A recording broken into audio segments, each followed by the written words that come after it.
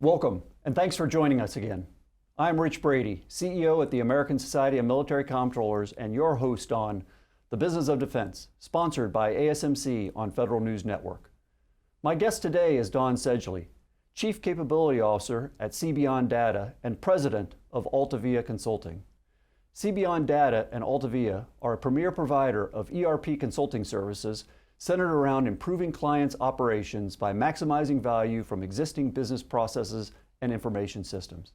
Established in 1998, AltaVia has been an SAP Development Partner since its inception, and its business strategy has centered on a commitment to customer success.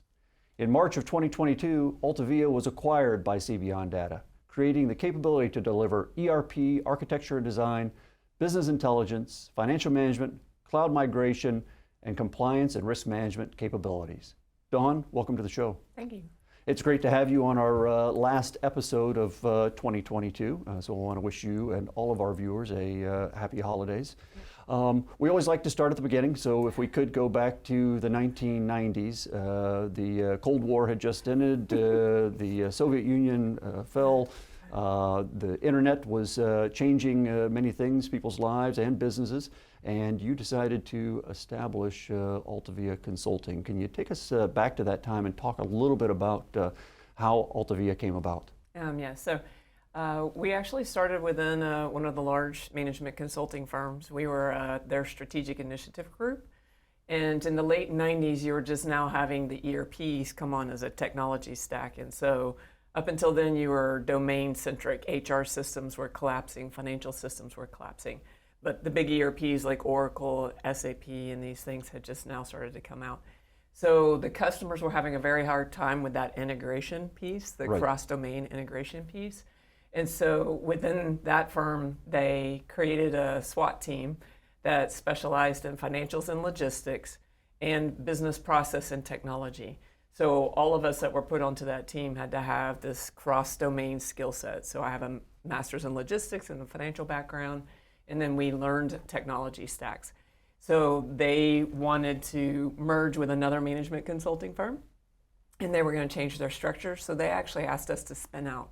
Okay. So that we could keep that unique skill set together. And so it's kind of weird. Here we are again in a digital transformation, same pain points, people trying to understand how to do enterprise-wide, information and technology stacks. So where we were 20 some odd years ago, here we are again with the new tech boom. So that's basically what happened. We spun out, and then they hired us back. So it was convenient. And you were a pure play SAP Development Partner. That's kind of how you started out. Was that your initial strategy to stay in that area, or Yes, 100%. So within that management firm, we actually learned multiple standalone tools. We had done an assessment against SAP as a platform in the area of financial analytics, cost management, operational analytics, and had determined that it had the best costing engine. And so when we came out, that's what we specialized in. We actually helped develop it with SAP, the software entity, and we became a customer voice to the software development firm in that area, and we continue to play that role with SAP Germany. Now, you mentioned your customers at the time. Were your customers primarily in the federal government sector, private sector, international? I know you're kind of all over the place now, so what was it back during the establishment phase? So back then it was 100% commercial. They were adopting these large ERP platforms much earlier than the government was. However, when we did spin ourselves out, we said we picked to be like a government company, because we found a firm that had just been bought in this market space, and they wanted to keep their presence, and they were so well recognized. We actually modeled ourselves around a government company, even though we were commercial in nature. So SAP asked us to write the book around costing and cost analytics inside of an SAP platform. As activity-based costing and costing still is a government-wide problem, like understanding what does it cost to do their products and services. Once we wrote that book, that's how we became a part of the federal market, because in the 90s, that was a big push with the CFO Act, et cetera. And so that's how we got introduced into federal. They reached out to us and said, we need help. with costing and large-scale SAP implementations. And is that then your strategy grow from there? What was in the early years and kind of into early 2000s? What was your strategy? It sounded like you intentionally were trying to get into the federal sector, but you've kept a piece of the commercial side as well. 100%. We did. We were global, as you mentioned, and we also remained within federal and did multiple federal implementations. And then we got into defense. And so in the early 2000s, around 2005, we started working with the Department of Army. And once you get into a very large conglomerate like that, and you have cleared resources and you have expertise, they just started consuming every resource we could have. So we accidentally became very, DoD focused, just because the demand was there, and they were all adopting these large ERP-based applications, be it Oracle or SAP. So, and that's where we have continued to stay during that time. Now, you mentioned at the beginning you were spun off from a management consulting firm. One of the advantages of being involved with a firm, depending on the size of it, is you probably had a lot of overhead support that was provided to you. Now, all of a sudden, you're spun off. You're responsible for all of that. Can you talk a little bit about what was the size of your team at that time? How did you provide that support, and how did you grow? How did you scale? All great questions, multiple right in a row. I think any new business, when you start, you're everything. Right. Right. We were our own worst enemy, in the sense that there's this phrase that doctors are the worst patients. Well, we're financial people, right? So here we are trying to run our own financials and do our own systems implementations. However, what we did mainly is we just focused on delivering the mission for the customer. As we continued to grow, we then started adding in some of that support structure. But one of the reasons why we recently did the merger is because our growth pattern was outpacing our ability to keep up with our infrastructure. And so we needed to have a much larger infrastructure because the demand for these type of services just continued to grow and grow. Yeah, I definitely want to get into your thoughts on the merger and how that all came about. But before the merger, where were you about? What size was Altavia?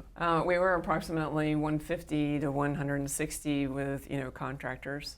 Yeah, okay. And so we were about twice the size of the acquirer. Right, and so let's talk a little bit about the acquisition. CBeyond Data acquired Altavia. Mm-hmm. Who approached who in that? That was really interesting. We actually were looking to obtain some money to acquire others. There were some firms that we were interested in, and someone that had seen our information happened to work at an SAP company, and then had left and gone into merger and acquisitions. So they were aware of who we were. That private equity firm had just acquired CBeyond Data. So that person on their merger and acquisition team understood what we were from an operational services standpoint, and then actually made the introduction. And we were like, we're not interested in doing a merger. And then they convinced us to sit down. We were like, wow, this is a really good idea. There's a lot of synergies here. And so then we were like, okay, let's do this instead. This is a great, 1 + 1 does make 3. Right. Can you talk a little bit about those synergies? The capabilities that Altavia brought to the merger, the capabilities that CBeyond Data brought. Obviously, they weren't like capabilities; they were different capabilities. But as you said, created additive value for the organization. Can you talk a little bit more about those capabilities? Sure. Yeah. I think both firms over the last decade or so had become a part of the digital transformation. So both of our skill sets were in that BI, data warehousing, data lake, data analytics, right. That type of, that's where we had like kind, but they were all in the DOJ and we were in the DOD. So there was a synergy there in like exact type of skill sets. They have SAP from an analytics standpoint and non-analytics, and so do we. They also have a product. So we have the CFO Tower where they focus on doing the PBBE process. And we would use SAP-like products to build out that PBBE process. So we had synergies in our business process functional technical knowledge. We also have a costing tool. So both of us were product developers as well. So there was synergy there where they were more the financial and budget analytics and we were cost analytics. Right. And so we could provide the holistic suite to like a CFO or a CIO for, TBM plus costing, et cetera. And then we still do the ERP backbone of SAP. Their knowledge set was heavy on momentum. So that brought together an understanding of the multiple platforms as well. Right. So that's where we had a lot of overlap and synergies. You mentioned that you and Alta and CB on Data came together. You were actually looking to acquire a company or some other companies, and I've seen this kind of over the last year. It seems that there's a lot of mergers and acquisitions going on. How would you assess kind of the state of M&A in the defense contractor space right now? Is the pace picking up? Well, I don't know. That's right. To me, it seems like the pace is picking up. I think as you watch inflation or you watch the market and you see what the value of cash is and the cost of cash is from a private equity standpoint, it may be slightly different. I think that you're going to see large-scale modernization has to occur just technically because of the technology boom. Right. You're going to see large amounts of just acquisition and mergers just because of the sheer demand and a limit of the resources that are available to fulfill that demand. So there's going to have to be, some synergies of acquiring up, right, in order just to get the resourcing that's Do you necessary. think, it sounds like some of this might be driven by the private equity industry as they're looking for returns. Maybe they see the federal government as a fairly stable customer base during these turbulent economic times. I mean, is that a fair assessment of the situation? 100%. I think COVID definitely made a lot of corporations understand that the federal market continues. Right.